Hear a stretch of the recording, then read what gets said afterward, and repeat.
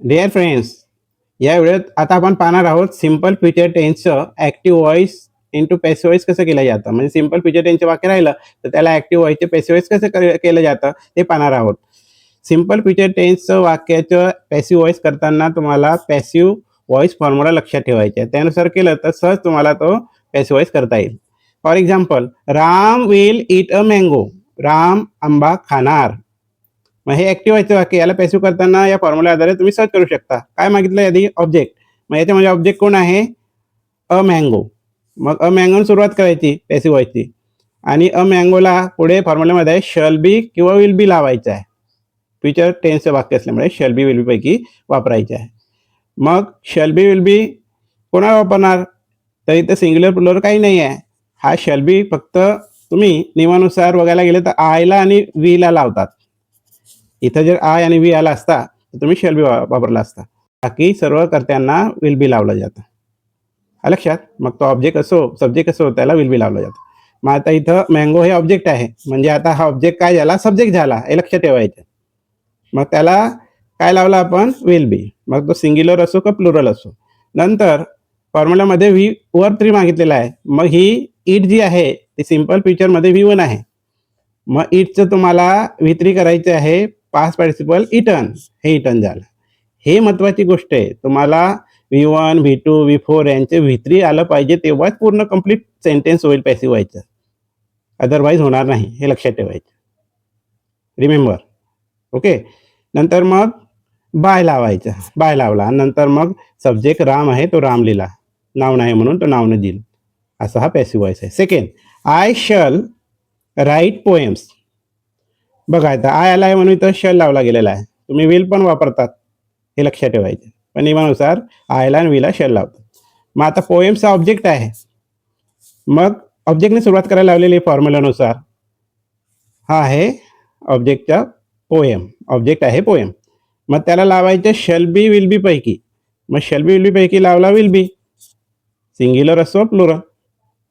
नंतर राईट हे V1 दिले आहे ॲक्टिव्ह व्हॉइसमध्ये. त्याची पॅसिव्ह करताना तुम्हाला V3 बनवायला लावलं आहे फॉर्म्युलानुसार वर्ब 3. त्याचं होतं रिटर्न आणि रिटर्न नंतर बाय लावायचा, म्हणजे V3 नंतर बाय लावायचा आणि बाय नंतर नाऊन प्रोनाऊन बघायचं.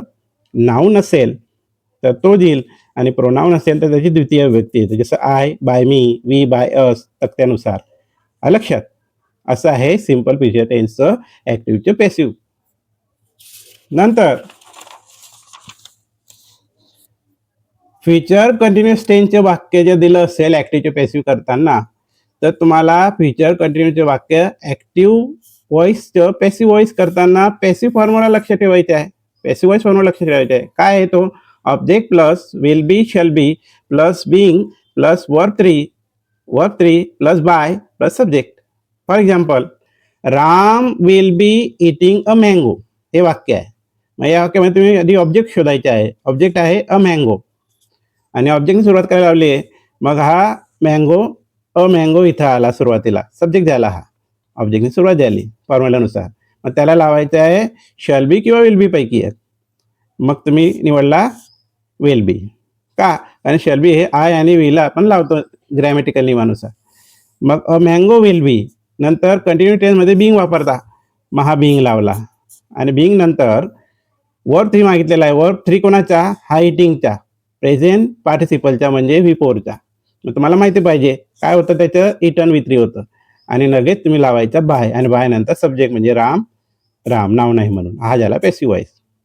AV म्हणजे ॲक्टिव्ह व्हॉइस, PV म्हणजे पॅसिव्ह व्हॉइस, हे लक्षात ठेवायचं. Second, I shall B writing poems. या वाक्यात पोएम्स ऑब्जेक्ट आहे.